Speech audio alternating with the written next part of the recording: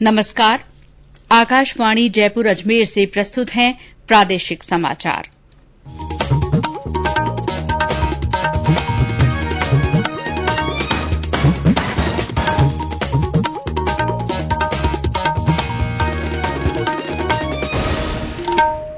मुख्य समाचार। मुख्यमंत्री अशोक गहलोत ने कहा, रीट की परीक्षा दोबारा नहीं करवाई जाएगी। भारतीय जनता युवा मोर्चा ने परीक्षा में कथित धांधली को लेकर उपखंड मुख्यालयों पर प्रदर्शन किया। देश में लगभग 70% वयस्कों को कोविड का पहला टीका लगाया गया। कोविड टीके लगाने के मामले में राजस्थान देश में 8वें स्थान पर खिसका। अब तक 5 करोड़ 67 लाख से ज्यादा टीके लगाए गए। आजादी का अमृत महोत्सव के तहत प्रदेश में विभिन्न कार्यक्रमों का आयोजन। और राज्य में पिछले 24 घंटों में बारिश की गतिविधियों में कमी आई। 6 अक्टूबर से मानसून के लौटने की संभावना। समाचारों के साथ मैं शीला चावला। देश भर में 18 साल से अधिक आयु वर्ग के लिए सरकारी केन्द्रों में निःशुल्क कोविड टीकाकरण अभियान जारी है। युवाओं से अपील है कि वे टीका जरूर लगवाएं और अन्य लोगों को भी इसके लिए प्रोत्साहित करें। जब तक आवश्यक न हो, घर से बाहर न निकलें और सुरक्षा के 3 सरल उपायों का पालन करें। मास्क लगाएं, 2 गज की सुरक्षित दूरी बनाए रखें, हाथ और चेहरा साफ रखें। और अब समाचार विस्तार से। मुख्यमंत्री अशोक गहलोत ने कहा है कि रीट की परीक्षा दोबारा नहीं कराई जाएगी। उन्होंने कहा कि जिन 1-2 केन्द्रों पर किसी तरह की गड़बड़ी हुई है, वहां परीक्षा वापस कराई जा सकती है। मुख्यमंत्री ने कहा कि यदि किसी के पास गड़बड़ी के सबूत हैं तो वे एसओजी को दें। इस मामले में जो भी दोषी होंगे उन्हें बख्शा नहीं जाएगा। अगर कोई शिकायत मिलेगी, सच्चाई होगी तो हम वापस पेपर करवा देंगे उन सेंटर पे जहां पर ये शिकायत हुई है। उसकी आड़ में आप लाखों लोगों को कैसे आप वहां पे ये उम्मीद कर सकते हो कि सरकार उसके लिए वापस एग्जाम करवाएगी। तो ये तमाम जो हरकतें चल रही अच्छी नहीं है और सरकार बर्दाश्त भी नहीं करेगी। किसी को नहीं बख्शा जाएगा और बख्शना चाहिए भी नहीं, क्योंकि आप लाखों नौजवानों के भविष्य के साथ खिलवाड़ कर रहे हो। सरकार किसी कीमत में नहीं बख्शेगी उनको, ये मान के चलो। राजस्थान माध्यमिक शिक्षा बोर्ड के अध्यक्ष डॉ डीपी जारोली ने आज अजमेर में पत्रकार वार्ता को संबोधित करते हुए कहा कि रीट परीक्षा पूरी पारदर्शिता से करवाई गई है।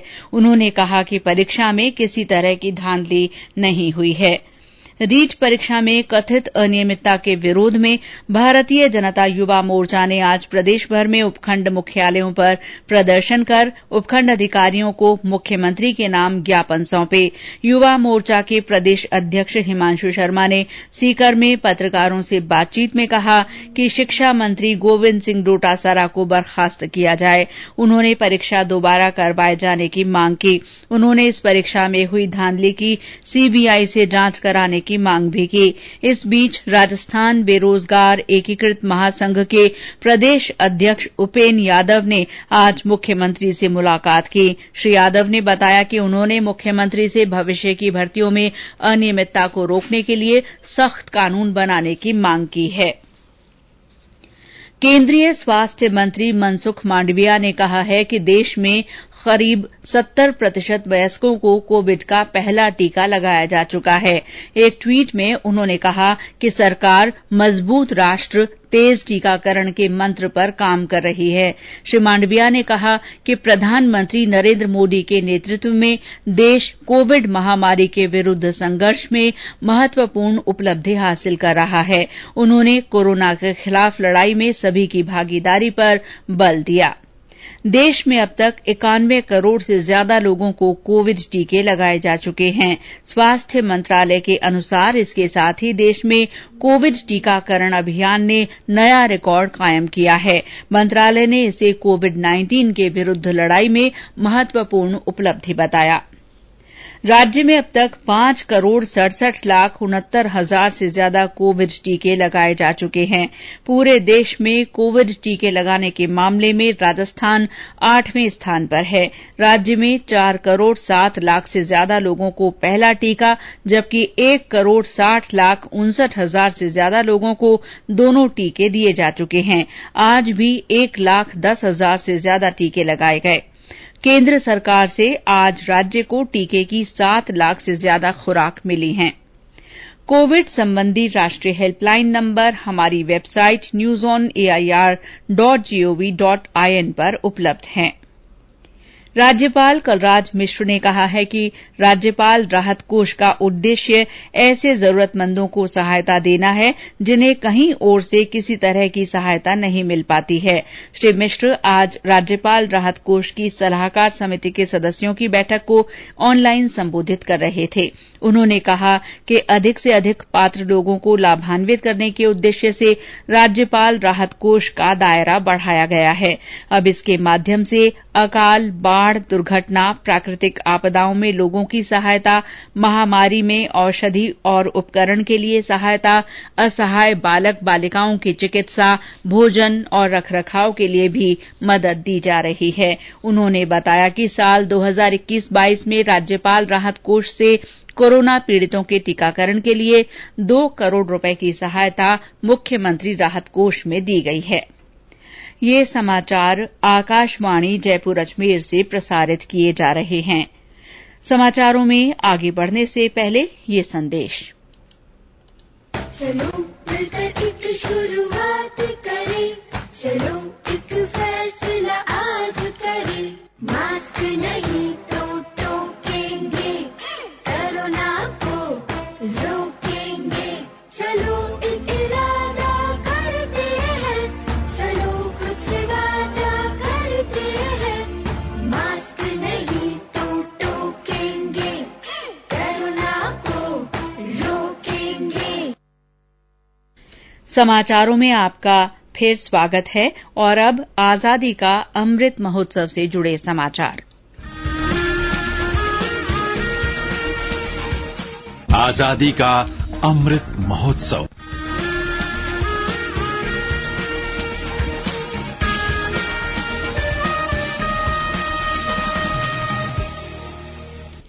रसायन और उर्वरक मंत्री मनसुख मांडविया ने 25 वर्षों में भारत को फार्मा के क्षेत्र में आत्मनिर्भर बनाने के रोड मैप की आवश्यकता पर बल दिया है। उन्होंने नई दिल्ली से वीडियो कॉन्फ्रेंस के जरिए राष्ट्रीय औषध शिक्षा और अनुसंधान संस्थान नाइपर में आजादी का अमृत महोत्सव का शुभारंभ किया। उन्होंने कहा कि भारत जेनेरिक दवाओं का सबसे बड़ा निर्माता है और देश को सही मायने में विश्व की फार्मेसी कहा जाता है। उन्होंने ये भी कहा कि भारत विश्व के अनेक देशों को जेनेरिक दवाओं का निर्यात भी कर रहा है। आजादी का अमृत महोत्सव के तहत 10 अक्टूबर को देश भर के 750 भारतीय जन औषधि केंद्रों पर स्वास्थ्य जांच शिविरों का आयोजन किया जाएगा और प्राथमिक चिकित्सा किट मुफ्त वितरित किए जाएंगे। प्रदेश में ये शिविर जयपुर, जोधपुर और नागौर के जन औषधि केंद्रों पर आयोजित होंगे। भरतपुर में आजादी का अमृत महोत्सव के कार्यक्रमों की श्रृंखला में आज साइकिल रैली निकाली गई। रैली के माध्यम से लोगों को अधिक से अधिक पौधे लगाने और पर्यावरण को संतुलित बनाए रखने के प्रति जागरूक किया गया। इसके अलावा लोगों को सड़क पर वाहन चलाते समय सावधानी बरतने के लिए भी अभियान शुरू किया गया। शहर में अमृत महोत्सव के तहत ही एक स्वयंसेवी संगठन की ओर से संगोष्ठी और रैली आयोजित कर लोगों को साफ सफाई, कोरोना टीकाकरण और मौसमी बीमारियों से बचाव के प्रति जागरूक किया गया। नदबई के लखनपुर गांव में स्कूली विद्यार्थियों ने हाथ धुलाई की विधि समझाकर सफाई के महत्व को बताया। साथ ही किशोरी बालिकाओं के व्यवहार परिवर्तन पर संगोष्ठी हुई। इसमें एनीमिया रोग के बारे में भी जानकारी दी गई। सवाईमाधोपुर में वन विभाग की ओर से आजादी का अमृत महोत्सव के अंतर्गत मनाए जा रहे वन्य जीव सप्ताह में आज निबंध और पोस्टर प्रतियोगिता का आयोजन किया गया। कार्यक्रम में शामिल बच्चों को वनों और वन्य जीवों की जानकारी देने के साथ ही राष्ट्रीय उद्यान में मुफ्त भ्रमण भी करवाया गया।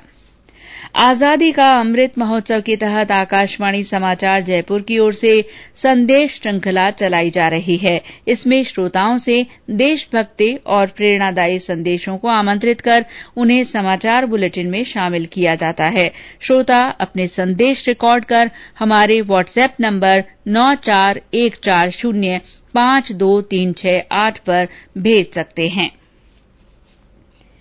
मुख्यमंत्री अशोक गहलोत ने आज जयपुर में राजस्थान खादी और ग्रामोद्योग बोर्ड परिसर में महात्मा गांधी की प्रतिमा का अनावरण किया और जवाहर कला केन्द्र में बापू के जीवन पर आधारित चित्र प्रदर्शनी का शुभारंभ भी किया। मुख्यमंत्री ने खादी उत्पादों की प्रदर्शनी को देखा और कतिनों तथा बुनकरों से खादी उत्पादों के बारे में जानकारी ली। इसके बाद मुख्यमंत्री ने जवाहर कला केन्द्र की कला दीर्घा में बापू के कृतित्व तथा अहिंसा के दूत के रूप में उनकी लंबी संघर्ष यात्रा को दर्शाती चित्र प्रदर्शनी मोहनदास से महात्मा का उद्घाटन भी किया। प्रदेश में प्रशासन गांवों तथा शहरों के संग अभियान के तहत आज विभिन्न स्थानों पर शिविर लगाए गए। इन शिविरों में लोगों की समस्याओं का तत्काल समाधान किया गया। चिकित्सा और स्वास्थ्य राज्य मंत्री डॉ सुभाष गर्ग ने भरतपुर में शिविरों का अवलोकन किया। डॉ गर्ग ने नगर निगम में आयोजित शिविर में 452 और मडरपुर गांव में आयोजित शिविर में 33 पट्टे वितरित किए। इस दौरान उन्होंने जन्म मृत्यु प्रमाण पत्र, विवाह पंजीयन, नरेगा, पेंशन से संबंधित प्रमाण पत्र भी वितरित किए। प्रशासन गांवों के संग अभियान के तहत आज टोंक पंचायत समिति की ग्राम पंचायत सोरण में शिविर आयोजित हुआ। सवाईमाधोपुर के सेलू गांव में आयोजित शिविर का जिला कलेक्टर राजेंद्र किशन ने निरीक्षण किया। इस शिविर में 35 लोगों को पट्टे वितरित किए गए। और अब मौसम।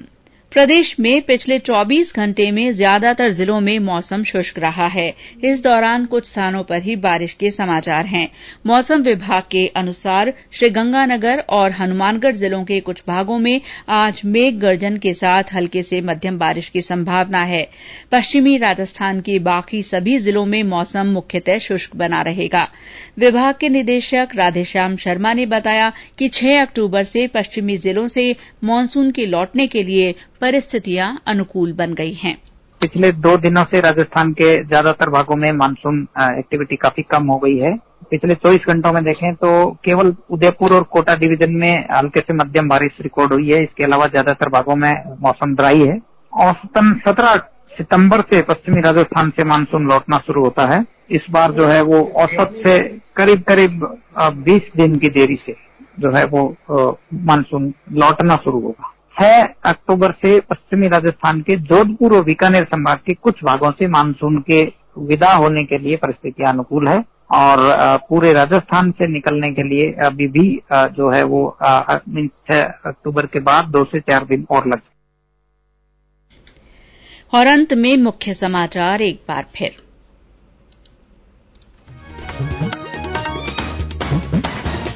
मुख्यमंत्री अशोक गहलोत ने कहा है कि रीट परीक्षा दोबारा नहीं करवाई जाएगी। भारतीय जनता युवा मोर्चा ने परीक्षा में कथित धांधली को लेकर उपखंड मुख्यालयों पर प्रदर्शन किया। देश में लगभग 70% वयस्कों को कोविड का पहला टीका लगाया जा चुका है। कोविड टीके लगाने के मामले में राजस्थान देश में 8वें स्थान पर खिसक गया है। अब तक 5 करोड़ 67 लाख से ज्यादा टीके लगाए गए हैं। आजादी का अमृत महोत्सव के तहत प्रदेश में विभिन्न कार्यक्रमों का आयोजन किया जा रहा है। और राज्य में पिछले 24 घंटों में बारिश की गतिविधियों में कमी आई है। 6 अक्टूबर से मानसून के लौटने की संभावना है। इसी के साथ प्रादेशिक समाचार बुलेटिन समाप्त हुआ। नमस्कार।